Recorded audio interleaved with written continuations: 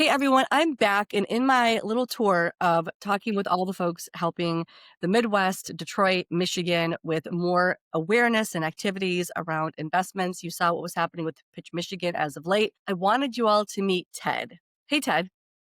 Hey, how are you? Good. So, Ted, let us know what you're up to and what Midwest House is about. Yeah. Hi, everybody. Ted Velie, one of the co-founders of Midwest House. Midwest House is a platform for connecting innovative organizations in the Midwest with each other and the world. I like to say we're probably best known for creating the physical Midwest House at South by Southwest each year. We've been doing that in one form or another for about 10 years now, which is crazy to think about. But we run year-round programs of all kinds. We do a founder exchange where we working with World Business Chicago, bring founders from different parts of the Midwest and introduce them to investors in different ecosystems throughout the Midwest. We do a bunch of pop-up events at tech weeks and things like that throughout the region. I'm actually in Los Angeles right now for LA Tech Week, doing some scouting for some things of bringing founders from the Midwest to the coast. And then we are also running our first ever Midwest House Summit in about a month and a half or so. That's a little scary to say out loud, but first week of December in Grand Rapids, Michigan, my hometown. And we're doing it in celebration of the grand opening of the new Bamboo Grand Rapids, which is, for those who don't know, Bamboo is a East Side Detroit co-working space. They've got, I believe, actually, no, four now locations in Southeast Michigan. And this is the first one they're opening up in Grand Rapids. They're opening it right in the middle of downtown Grand Rapids in an old, what used to be the UICA, the Urban Institute of Contemporary Art. So it's a big, huge art museum type space. It's like 40,000 square feet. It's going to be this like, sort of innovation mecca in the middle of town. Stark Garden, one of the local accelerators, is moving in there. A bunch of VCs are moving there. We're moving there, and the space is like awesome for events. So we're excited to be bringing a bunch of our partners from around the Midwest, and I can talk about some of the people who are coming to Grand Rapids for 2 days. Because who doesn't want to be in Grand Rapids, Michigan, the first week of December, in a couple of months? So yeah, we're excited about that. Sweaters and beer. Exactly. Now, okay, so let's talk about I'm going. I'm so excited to go. So it is the 3rd and the 4th, and I hmm know that if and when people buy tickets, and you should, I'll include the URL below this video. I know that there's a dinner that's included. Also, hotel rooms are being allocated. Let's talk about that. Yeah, so there's a bunch of different things. Basically, as I said, we've been doing this for a while, and this is the first time we've really built a conference from the ground up. We helped to start a Michigan Tech Week. We started Grand Rapids Tech Week. We are part of the first rally in Indianapolis. We've done it. We've done these things a lot in other places and with other partners. This is the first time we're just doing it on our own, building it from the ground up. So really trying to make it like the conference I'd want to go to if I was going to a conference. So really making it easy on people coming from out of town.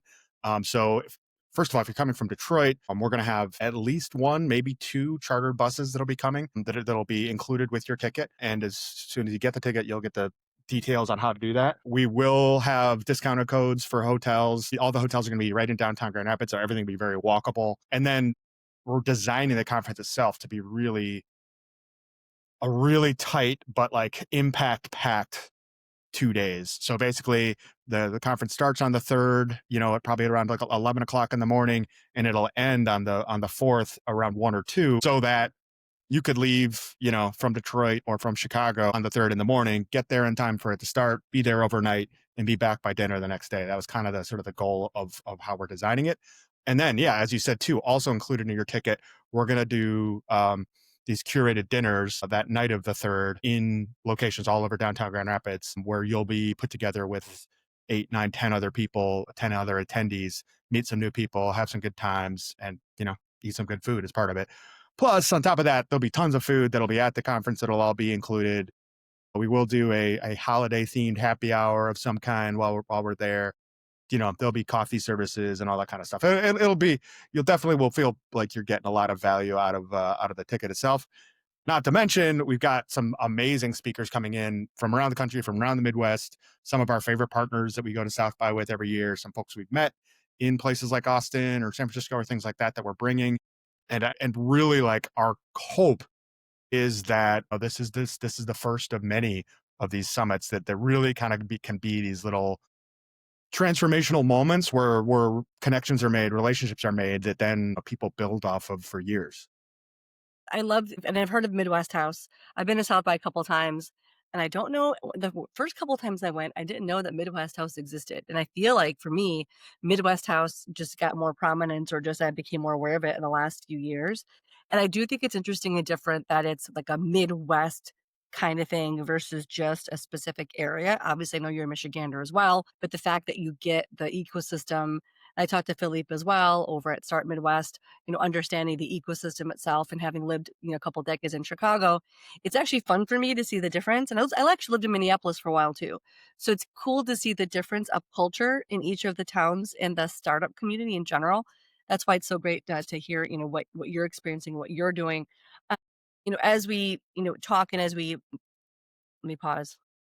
So for people who are curious, who may not have a startup or may not be technically inclined, is this conference for them? What is kind of the ideal person you think would love the event happening in a few months in December in GR? That's a good question. I think let me answer that two ways. Honestly, like if you're curious about it, if like the things that we talked about sound at all intriguing, you're the right person for it. I think something that people it's like very like it's like part of the culture of on the coast in a way that maybe it's not in quite the same way in the Midwest is like an understanding that like startups and innovative businesses are not built by any one person, right? Like every founder needs 10 other people to believe in what they're doing to really build a company that's going to change the way an industry works, or even like a small little niche, the way that a problem is solved. And I think we're just looking for people who are ambitious and hopeful and really like cares deeply about solving problems. I think that's really what startups are. Now, these problems could seem banal or boring to one person, but they could be life changing for somebody else. And that's how you build a startup that actually grows and becomes something huge. Say often that I think one of the things that the Midwest is missing out on by not really, really, really diving into sort of startup and innovation sort of industries is we're sort of seeding this idea that like the problems that need to be solved are only known by people who live in San Francisco or New York. Right. Whereas like, the Midwest was built off of people who built businesses that like made people's lives better. We should still be known for that. We should still be doing that. And if you can do that, it truly can, change whole areas, ecosystems, states, and it you meet people who are excited about the company they're building, the job they have, whether they're the founder or they're the employee number 9. That kind of excitement, like it translates throughout a whole community because it makes people feel like they're building something, which I think is like gives people purpose in their lives. I think that's a really good point that you mentioned historically about what the Midwest is known for. Even though when I was in Chicago, I'd still get from partners or potential partners fly over, place, or flying over the cornfields and the brain drain I'm sure you're aware of. People go down to U of I or even IIT or Michigan Tech, and then they graduate and they leave to one of the coasts. And I do know that the state's doing a lot of stuff to keep people in. That the growth office, the You Can in Michigan campaign, all the different grants they're giving across the state. I'm a little envious because I'm like, where was that when I came back? But that's okay. I'm still proud to be a boomeranger. Before I let you go, I did want to mention something that I thought was interesting. I went to Cranes, had an event last week about different tech incubators. It was a Cranes breakfast. And the gentleman who leads up the new U of M Michigan, the U of M Innovation Center being built downtown, I believe his name is Scott. I'm pretty sure. He said something that I thought was so interesting about them, but he was talking about Michigan, but I would argue that a lot of Midwest towns might follow suit, whereby there is so much wealth. There's so much wealth, but the investments in the Midwest tend to be more so gotta see the ROI, gotta see an initial use case whereby I know it's not folklore. When I was coming up in the early tech days, I'd have friends going to Cali, going to Silicon Valley, going to specific pancake houses out west. And it was just a conversation, got this idea. Cool. Do you have a co-founder? Great. Are they smart? Awesome. Here's a check. It would be fantastic for me personally to see more of that here. What are your thoughts on his observation? And do you think it's getting better in terms of risk taking for investors? I mean, I certainly think he's right. I mean, we talk about it a lot. I mean, if you take the Midwest as a region, we'd have like the fifth largest if the Midwest was a country, it'd be the fifth largest GDP in the world. Mm, There's plenty of wealth here. And it really is the wealth that was built 100 years ago by people who started companies and built 20th century, basically. There is, we've sort of lost that culture of risk taking from on a number of levels. I think part of it is I think that there almost is a like a stigma, or it's not even a stigma. It's just like when people hear like a VC or they hear like invest in startups, there's like a very specific image that comes to their mind into their mind, and it's like, you know, it's startup bros in San Francisco or Silicon Valley or whatever it may be. And you know, that's kind of been done to death in some ways, and I think it's not.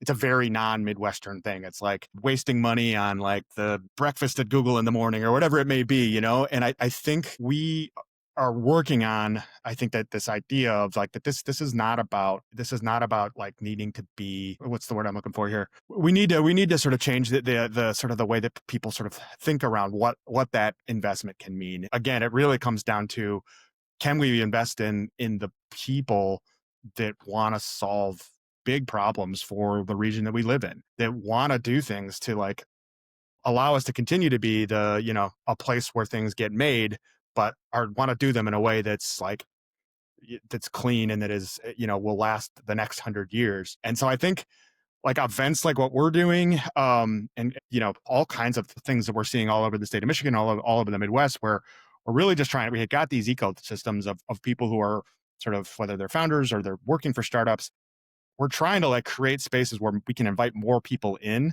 to just sort of see the work that is already happening. Because there's a lot of people who've been working really hard the last 10, 15 years to build up this Midwestern startup ecosystem that we have, but it needs to grow. We need more density. We need more people involved, both investors, but also people who are like, I want to work for a startup, you know, and I'm really talented, and I can be the person that can take this company, you know, from, you know, $1 million to $10 million or whatever it may be. And so I think we as a startup community need to really start finding ways to get more people in, whether they're there to invest their money or they're there to invest their talents. And that will be a cultural shift that I think we're starting to see some movement on. It definitely feels different now than it did a few years ago. that's great to hear. It's ironic because when my husband and I had our startup and it was all us and bootstrapped and it was doing really well, we barely like, we had a great small PR firm in Detroit to help us kind of get awareness here because we shipped it over from Chicago when we moved here. But we were so both, maybe I think it was a combination of Midwest and Gen X. We were just putting our heads down and making sure things didn't break. Even today, when people learn about what we did, they're like, when it was just us, we didn't. Looking back, I kind of do wish that we were reaching out and touching people more, or letting folks know what we were doing, or finding fellow founders. And we were part of Tech Town, and we know the Bamboo family, know Amanda, but we didn't really, I don't think, celebrate it enough because to us, it was our vocation, it was our jobs. And it's ironic coming from where I came back in the early days of tech in Chicago. I just thought, oh, you know what? Let's just make sure this works and it's viable for the family. And looking back, it would have been amazing if we were a bit more beating the chest about what we were building here, because we do tend to have investors or people will say, "Oh, wait a second. Are you thinking about iterating again?" Or it's interesting that you say that, because even I'm not taking my own advice is my point. I was Yeah. looking at it as, Well, and and how wild it is that you're a marketer who, you know, wasn't I mean, you know that stuff. You know the importance of yeah, narrative, and you yeah. know the I importance was of just like grinding. the stories that you tell. But I think you're right. I mean, there is a oft repeated phrase about sort of Midwestern modesty. And it's like, you know, yes, I'm working really hard, but this is like what I'm supposed to do. Of course, why would I, you know, yell about that? But there truly are business reasons to be a little more proud of that, and then to like you said, sort of beat your chest about it a little bit more, because we live in a world where attention is one of the sort of number one commodities out there, and with attention comes dollars, and you need those dollars to take these things to the next level. It's the flywheel. It goes Yeah, from one I to mean, the other. you talked with Phil. I mean, it's one of the reasons we also helped to start Midwest this summer is because we realized like there needs to be more storytelling. And I think the cool thing too, though, it's like one moment, you know, Cranes, for instance, is covering more startup stuff than they ever have before in the last couple of years. These stories are becoming a little more prevalent between the tech weeks that are happening everywhere, between some of these larger things that states are doing, like we did with Pitch Me in Michigan last week. That stuff wasn't happening a few years ago, and it is. And the cool thing too is it's not like there's an existing and vibrant ecosystem that now like some of those larger state-run things can actually interact with. They're not just trying to start something out of from scratch. It's there. It needs help, and we need to keep the momentum going because we all know there's some headwinds on a larger economics, from our larger economics standpoint right now. So yeah, we need all the help we can get. Well, Ted, part of what the help is, obviously you're doing it with what you're doing with both Midwest House and Start Midwest and also this conference. Let folks know how they can buy a ticket. What URL should they visit? So if you go to midwesthouse.org, it'll link you to the ticket buying, the Luma, basically, where you can buy your ticket. We'll if you use a discount code, which is all capital letters OPE 2025, I love it'll that. get you 10% off on there. If you find me on LinkedIn, we're talking about it all the time. We're announcing new speakers every week right now. Like I said, we've got some pretty cool people coming in from both the region and from outside the region. And one thing we really tried to do is like everyone we're bringing in, we think that they can partner with somebody who will be at the conference to do another project going forward. We really want this to be a moment where like people look back and say, "Oh yeah, because of that, this." So we're excited about that. We're excited to have people there. Um, yeah, please join. It's going to be a good time. I think we've got like 140 tickets left, so don't wait too long. It will definitely sell out probably by the end of the month at the latest. Awesome. Well, thanks, Ted. Thanks for joining me for a quick chat. And again, get your ticket. This is pretty exciting stuff, especially if you live in Michigan. But if not, Chicago friends, please come see me. It would be great. We're working on a Chicago bus as well. Oh, yay. Our friends from World Business Chicago are coming. Our friends from M Hub are coming. We've got Tech Nexus. A bunch of our investor friends from Chicago are coming. We've got this will get announced later this week, but we have the Obama Foundation is coming, and we'll be speaking about the new presidential library that's opening up later in 2026. Yeah, we got some. Chicago will be represented for sure. One of the nice things about it being Grand Rapids, we're like 2.5 hours from Chicago and Dude, two and a half hours from Detroit. fabulous. It just We keep like also have a bunch of our friends from Indiana coming, from Milwaukee, from Ohio. So yeah, it's going to be a Midwest party. a lot of OPE. And if you don't know what OPE is, OPE, I'm going to let you Google it and look it up because if you know the Midwest, you know OPE. And with I'm going that, to sneak Ted, right by you. yeah, thanks so much, Ted. See you See you later. later. Thank you. Bye.